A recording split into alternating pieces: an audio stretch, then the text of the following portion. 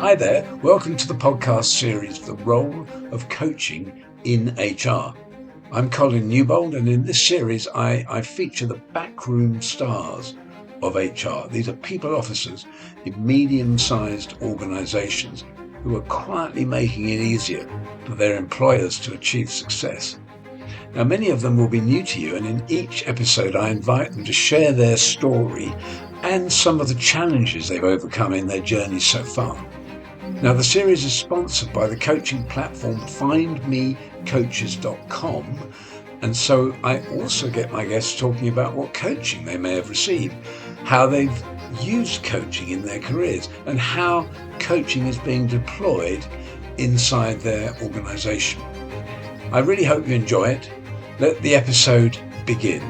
Welcome, everyone, and this episode features a lady by the name of Shabiha Yeasman, and Shabiha is head of HR administration at an organization called CodersTrust, and she's talking to us today from Bangladesh. So I would like to welcome you, Shabiha. Thank you so much for joining us all that way from Bangladesh. I know it's the evening where you are. It's still lunchtime around here, but I thank you very much for the time you've given us to talk about your role and your experience with coaching. I wonder if you could make yourself known to our audience in the way that someone who knows you well, perhaps a colleague, would introduce you. Thank you. I want to say thank you to you, Mr. Colin, for giving me this opportunity to introduce myself in a bigger platform. Okay, so it's You're it's welcome. it's really a great opportunity for me. Okay, so as you told that I'm Shabiha Yeasman, head of HR from CodersTrust Bangladesh Limited. It's the egg tech industry. Okay, so they are trying to contribution a lot to our youth, young generation. Those are not skilled yet. Those are not advanced skilled about our upcoming learning capacity. So they work for them.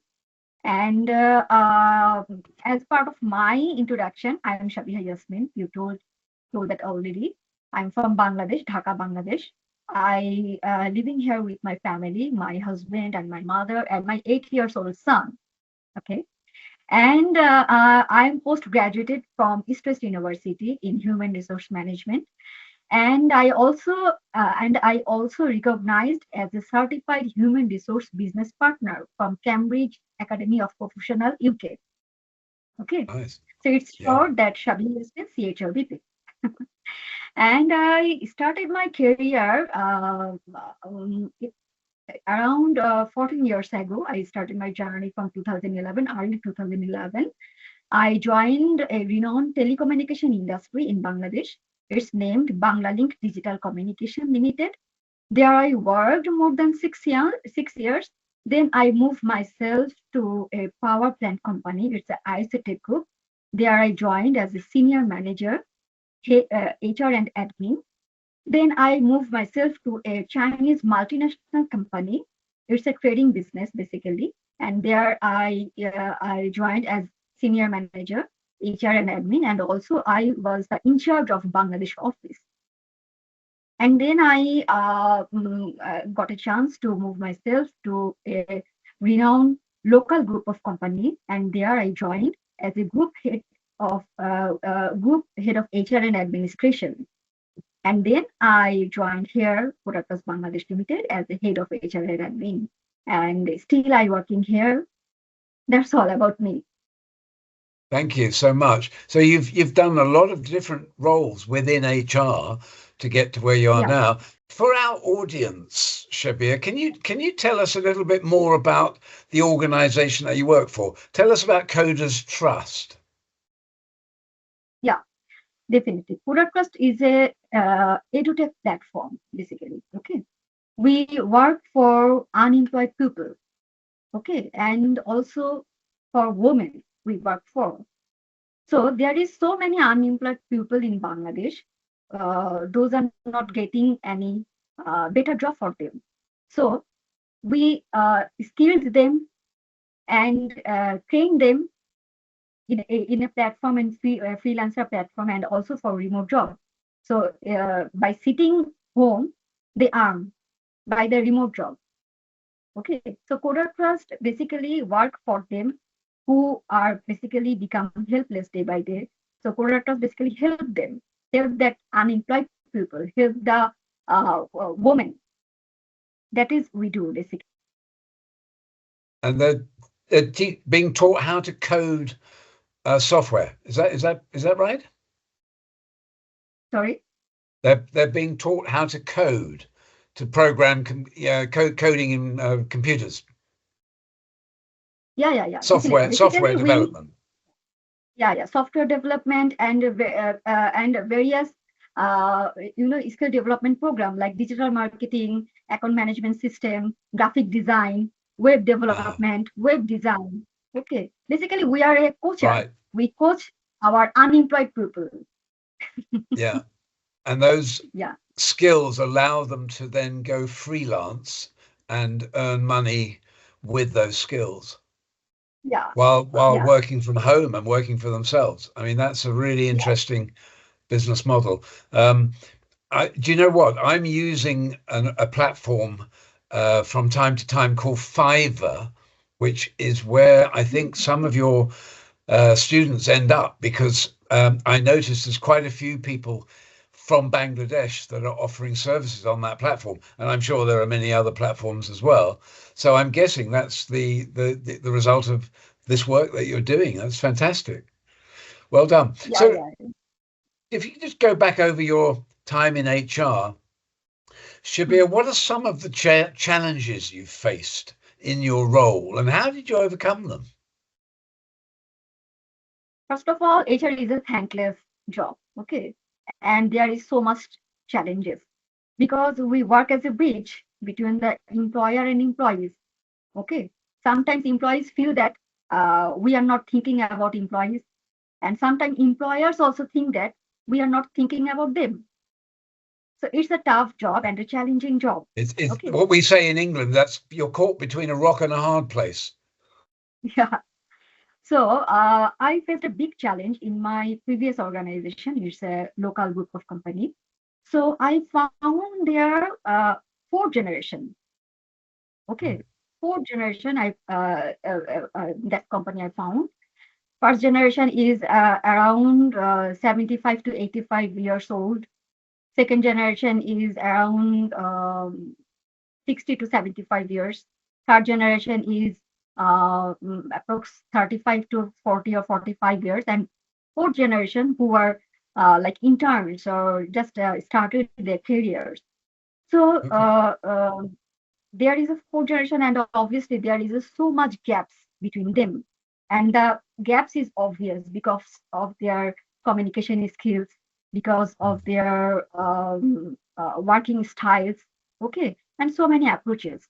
So on that time I think that how I can just I just escalate this situation, how I can. So that time I think to create a general committee. Okay. So this general committee is responsible for taking any kind of decisions. Okay. And this committee is belongs to from all the fourth generation. Okay. So by this committee, we organize so many skills programs, so many training programs for employees, and finally we organize a tournament. 7 days tournament, and there include some games like badminton, carom, and chess. And Okay. all employees are bound to participate that program, participate that tournament. And after that 7 work, these 7 days we didn't work. Okay, Okay. these 7 days, 9 to 5, we just engage for this Well, tournament. Okay, someone perform, someone okay. attend as audience, and after 7 days, we brought a significant change.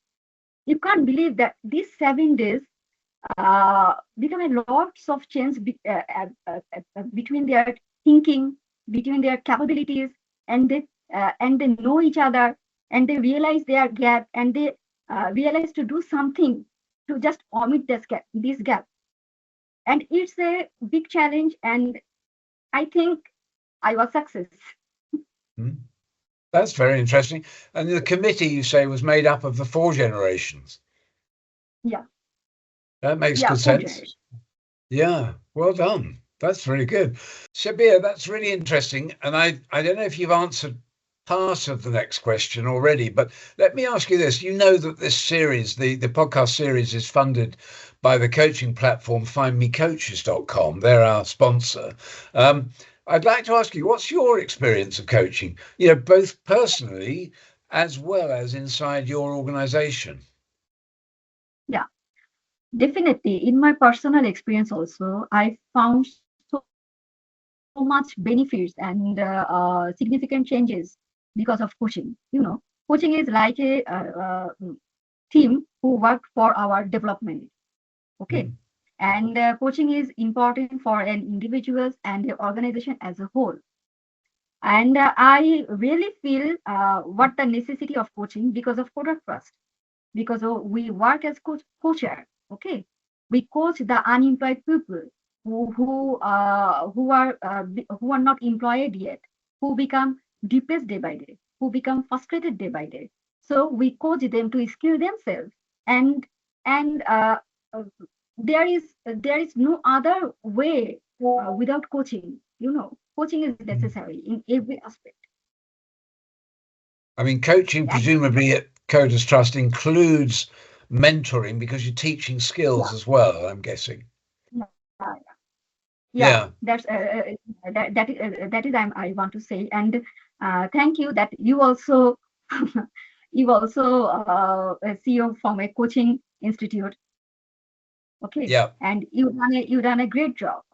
Okay, thank you. and in our country also, our government our government has so much fund to our coacher in here, basically who work for unemployed people, because our government think that coaching needed in every aspect, in every sector of our country, so that we can, it's a development country. So by providing ourselves in a developed country, without coaching it's not possible. Hmm. Without mentoring, Interesting. without skill development, it's not possible. Yeah, no, I get it. I mean, what do you see as some of the benefits of coaching? Benefits of coach, basically, they train the people to understand that what our current organization need. Okay, our day by day, our learning capacity and learning system is increased and changed. Okay, there is Hmm. so many Excel formats newly introduced day by day, which we don't know about. Okay, and there is our also sales team and other team also. There is day by day we introduce and add the new things. So the new things they don't know about them. So coach will help them to understand that what the new era want. Okay, and how they can improve themselves. Yeah, one of the benefits that some of my previous guests have talked about is the fact that a coach is kind of like sitting on your shoulder. It's like a holding you to account to complete assignments, shall we say, between one session and the next. Is that something you've experienced too? Yeah, definitely. Not about only a assignment or a task, anything. In our life also, coach play the role as our guardian. They guide Yes. us that how we pass the road, how we can compete, how we can overcome that journey or work. Okay, so every department, every aspect, every area of our life, we need coach, and coach are doing a great job. Yeah, No doubt. I think it's really interesting because I mean, Coders Trust in effect is a coaching organisation, isn't it? Yeah, And it's benefiting.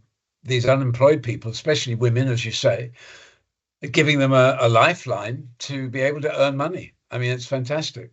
So well done. I just wanted to ask you, it's my last question. Are you familiar with the name Harry Potter? Yes? Yeah. Harry Potter. Harry Potter books and films. Um, if you had one of his wands, a magic wand, a magic Harry Potter wand, what would you like to see happening in HR that's not happening currently?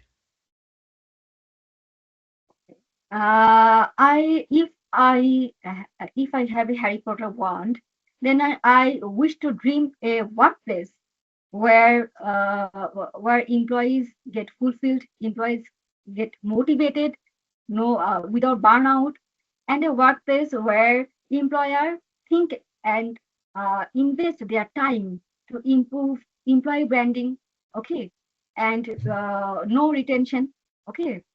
So and instant resolution of conflict. So and everyone understand the HR task. So HR processes become smoothly. So Mhm. and finally, if I had the chance and I finally do something that Harry Potter can, HR become a thankful job. Very HR good. is a thank. I told you first that HR is a thankless job. No one want to say thank you HR. So I just Yeah. wish that HR become a thankful job. People thank you. Yeah, I'm interested in that because I think HR for a very long time has been the backroom hero in organizations.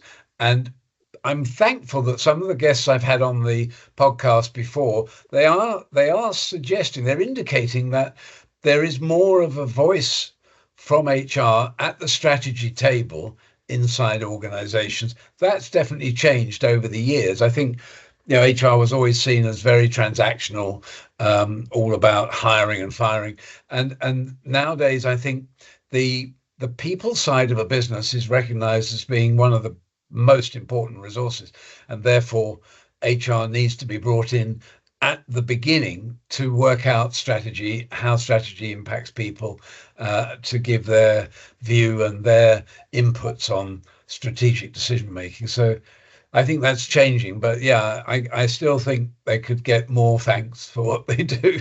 I think that's a fair point. Well, look, thanks ever so much for being with us today, Shabiha. It's been interesting to listen to your experience, your journey to where you are now, and I wish you every success in the future. Thanks again for joining us. Thank you, Mr. Colin, for giving me this opportunity. I will You're very remember in my welcome. entire life that you give me that chance. You're very welcome, Shabiha. It's been lovely. Thank you so much. Bye bye for now. Bye bye.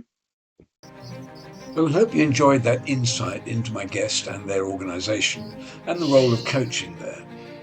Now, the series is sponsored by the coaching platform findmecoaches.com. And if you want to find out more about how you can access our community of coaches, then I invite you to check out our website at www.findmecoaches.com. Or you can email info@findmecoaches.com. Or why not call us on +44 if you're outside the UK, and then 0203 988 6666. Thanks for watching.